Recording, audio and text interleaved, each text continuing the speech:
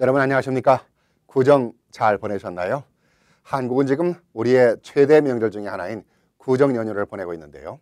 고향이 그리운 시간입니다. 그런데 명절을 맞이했지만 조류 인플루엔자 때문에 걱정이 많습니다. 정보 유출 사건으로 정보 대란이 일어나고 있기도 합니다. 북한은 이산가족 상봉을 하자고 제의를 해놓고는 뭔 꼼수가 있는지 침묵을 지키고 있어서 가족 상봉을 기다리던 이산가족들의 마음을 애타게 하고 있습니다. 일본의 아베 총리마저 역사를 망각하는 헛소리를 계속하고 있어 이번 설날은 즐겁지만은 않은 명절인 것 같습니다. 새로운 안철수 신당 창당을 앞두고 한국 정치계에 새로운 변화의 바람이 예고되고 있습니다. 6.4 지방선거를 앞두고 발빠르게 움직이고 있는 정치계 소식, 한국의 고성국 박사를 연결해 알아보겠습니다. 고성국 박사 안녕하십니까? 네, 안녕하십니까? 떡국 드셨나요? 많이 먹었습니다. 동포 여러분도 새해 복 많이 받으십시오. 네. 명절을 맞이했는데 조류 인플루엔자 때문에 고향 길로 가는 길이 마냥 기쁘지만은 않은 것 같네요. 예, 다들 좀 어수선하기도 하고 걱정들도 많은데요.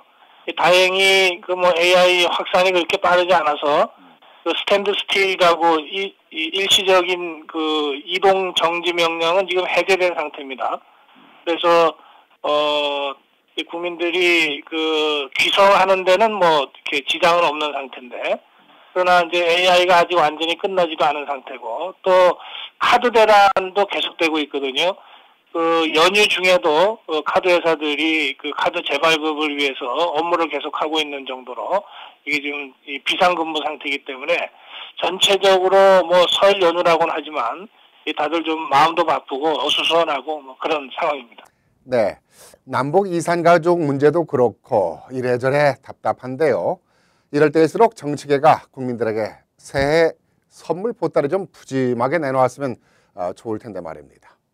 정치인들이 아마 이제 선거를 한 넉 달 앞두고 있기 때문에 뭐든 드리면서 표를 좀 얻고 싶을 텐데, 여당이나 야당이나 이번 새해 선물로 드릴 수 있는 것은 거의 없는 것 같아요. 예.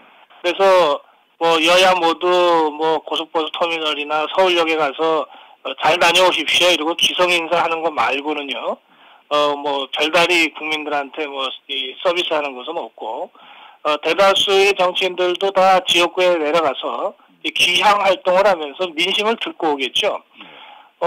사실 국민들 입장에서는 많이들 이제 답답해 하시니까, 자신들의 답답한 마음을 좀 토로하고, 정치인들이 겸손하게 그걸 듣는 것만으로도, 어느 정도 의미가 있다고 생각합니다.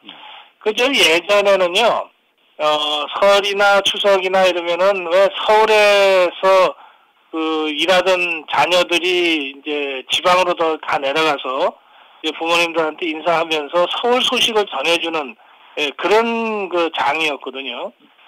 그런데 요즘은 말이에요.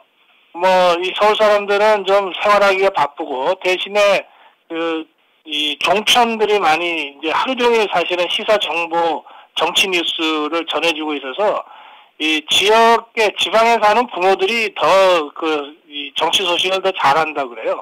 그래서 이게 연휴 때 지역 갔다가 지방 갔다 내려오면 오히려 이 지방에 사시는 부모님들이나 어르신들 얘기를 듣고 정치를 알고 돌아올 정도로 세태가 많이 바뀌긴 했습니다. 어쨌든 지방선거 4개월 전에 있는 민족 대이동이기 때문에 이번 설 민심이 어떻게 형성되는가가 선거 초반 국면에 상당히 중요한 영향을 미칠 것은 확실합니다. 이번 6.4 지방선거는 매우 흥미있는 선거가 되기도 하고 국민들로서는 기대도 되는 선거가 될 것 같아요. 안철수 신당이 새로운 정치 변화를 예고하고 나섰기 때문에 말입니다. 그렇습니다. 안철수 신당이 이 새정치 신당이라고 정당 이름을 정했는데요. 그래서 창당 작업을 하겠다. 2월 17일 날 창당 발기인 대회를 하겠다고 했습니다. 공교롭게도 2월 17일은 이제 우리 정부가 북한에다가 이산가족 상봉을 하자고 제시한 날짜와 이제 같은 날짜입니다. 네. 2월 17일 날 창당 발기인 대회를 하면 그때부터 사실상 법적으로 정당 자격을 부여받기 때문에 이제 제3당이 출연하는 셈인데요. 지금 안철수 신당 쪽에서는 17개의 광역 단체장 후보를 모두 내겠다 이렇게 네. 공언하고 있습니다. 네. 그래서 사람들을 많이 열심히 찾고 있는데 뭐 저는 대다수 지역에서 후보를 낼 거라고 보고요. 그렇다면 결국은 새누리당 후보와 민주당 후보 그리고 안철수 신당의 후보 이렇게 3파전으로 지방선거가 치러질 것으로 예상할 수밖에 없는데 결국은 민주당이나 안철수 신당이나 다 야권이기 때문에 야권의 후보가 난립하고 여권은 한 사람의 후보가 나오는 일여 다야 구도로 이번 선거가 전개되지 않겠는가 그렇게 전망합니다. 그렇게 되면 당연히 여권이 유리하고 야권이 불리하다는 결론이 나오지 않습니까? 그렇다면 야권이 연대해야 하지 않느냐 하는 결론이 나오는데요.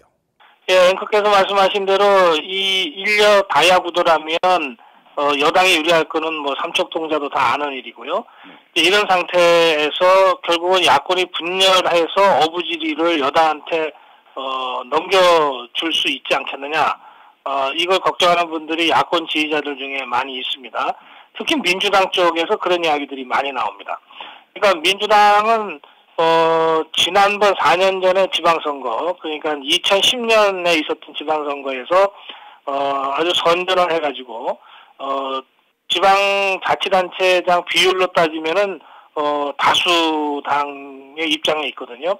그러니까 민주당 입장에서는 그냥 이 상태대로 여야 간의 1대1 대결 구도, 맞으면 새누리당 대 민주당 1대1 대결 구도로 가면 자기들이 선전할 수 있는데 갑자기 안철수 신당이 나타나는 바람에 야권표 이탈로 인해서 이길 수 있는 선거를 질 수 있게 됐다. 이렇게 이제 걱정하고 있는 거죠.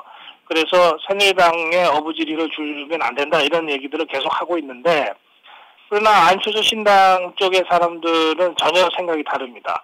이번 선거를 여야 구도로 보는 게 아니라 낡은 정치와 새로운 정치 간의 대결 구도로 본다. 이게 안철수 신당 쪽 사람들의 시각이죠.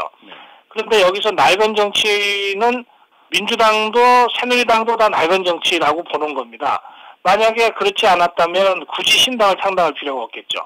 그래서 안철수 신당 쪽에서는 당장은 야권 분열로 인해서 새누리당의 어부지리를 줄지 모르지만 그러나 조금만 길게 보면 새누리당이나 민주당이나 낡은 정치 세력이면은 똑같기 때문에 이 두 세력을 극복할 수 있는 새로운 정치 세력의 출발점으로 이번 선거를 생각하고 있으니까 결코 포기할 수 없는 선거가 되죠. 네. 그런 점에서 보면 민주당 쪽에서 계속 야권 단일 후보로 압박을 하겠지만 저는 안철수 신당이 이번 선거 경우에는 끝까지 독자적으로 후보를 내서 독자 행보를 할 가능성이 더 높다. 그렇게 저는 전망하고 있습니다. 그런데요. 새로운 인물의 새로운 정치를 하겠다고 하는 신당이 출범을 앞두고 인물난에 어려움을 겪고 있는 느낌인데요. 예, 실제로 그 중량감 있는 또 인지도가 높은 이 후보감을 물색하는데 상당히 어려움을 겪고 있습니다. 안철수 의원이 직접 나서서 이런저런 후보들을 만나보고는 있는데 아직 뭐 별다른 수확은 없는 상태입니다. 그런데 역으로 얘기하면요.